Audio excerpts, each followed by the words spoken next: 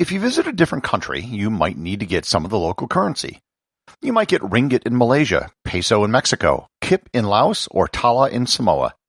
However, there's one country where you have to be careful what currency you get, because there are different notes produced in different parts of the country, and the different notes aren't accepted everywhere in the country.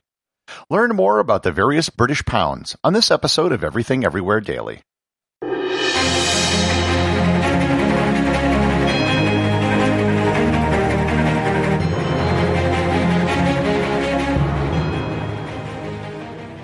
This episode is sponsored by CuriosityStream. If you're interested in money and economics, then CuriosityStream has programs for you. They have shows like The History of Money, The Ascent of Money, and also shows on the topic If Money Can Buy Happiness. CuriosityStream is currently running a New Year special where you can get a full year for 40% off or only $11.99. That's $1 a month for some of the best educational programming online. If you love to learn, and you probably do if you're listening to this podcast, then start your subscription by visiting everything-everywhere.com/curiositystream or by clicking on the link in the show notes. The genesis of this episode was an experience I had back in 2011.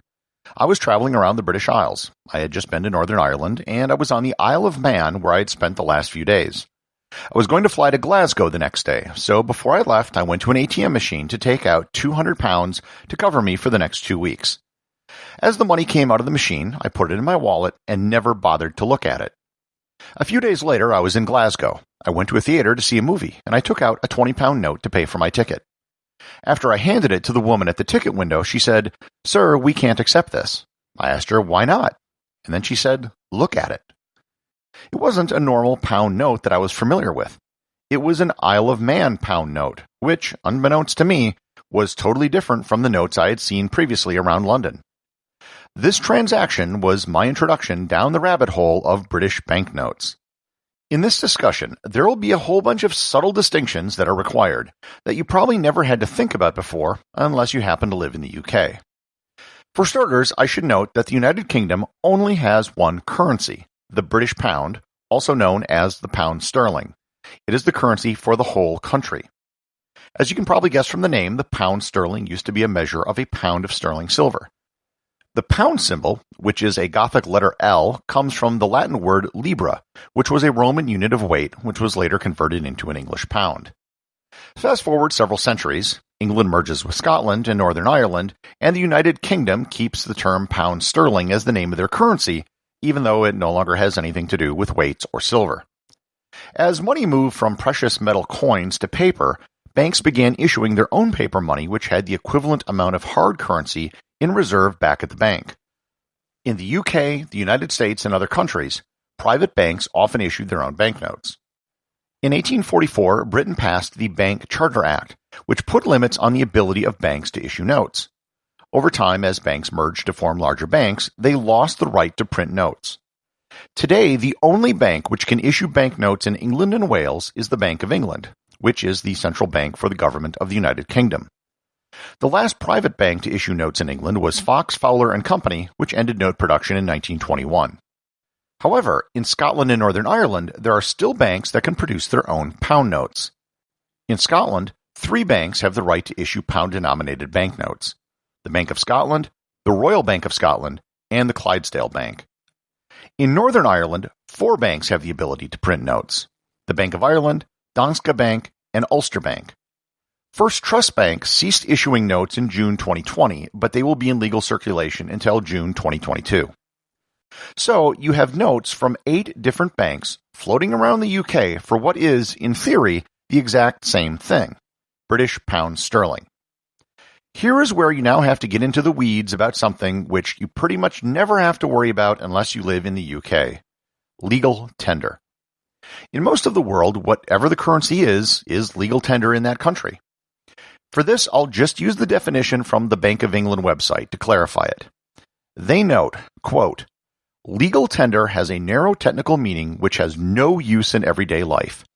It means that if you offer to fully pay off a debt to someone in legal tender, they can't sue you for failing to repay." Unquote. So all of the notes I just listed above are legal currency for the British pound sterling. but they are not necessarily legal tender all over the UK. That means no one has to accept it if they don't want to. In particular, in England and Wales, legal tender consists of Bank of England notes and coins from the Royal Mint. In Scotland and Northern Ireland, only coins from the Royal Mint are legal tender. No banknotes are legal tender, not even notes issued by banks in Scotland and Northern Ireland. If this sounds a bit nuts, it is. That being said, most everyone in the UK will accept Bank of England notes, and most people in Scotland and Northern Ireland will accept notes from banks from their countries. Most chain stores will also accept any pound note from any country. It all gets deposited in the bank and gets sorted out there. However, if you duck into a pub in England and try to pay with a Scottish pound note, it will not be guaranteed to be accepted. If this is all confusing, it gets worse. As I mentioned at the top, my story started in the Isle of Man. The Isle of Man is technically not part of the United Kingdom. They're a crown colony. They are in a unilateral currency union with the UK, which means that all of the Manx pounds have the same value as British pound sterling and are backed up by pound sterling, but they're not legal currency in the UK. Likewise, the other crown colonies of Jersey and Guernsey have their own pounds. The British territories of Gibraltar, St. Helena, and the Falkland Islands also all issue their own pound notes, which have the same value as Bank of England notes, but are not legal currency outside of their territory. So, what do you do if you have a pound note from one jurisdiction and you're in another? Any bank in the UK will accept and convert any pound notes you bring in. That's how I got rid of most of my Isle of Man pound notes when I was in Scotland. It wasn't a problem, and there were no transaction fees.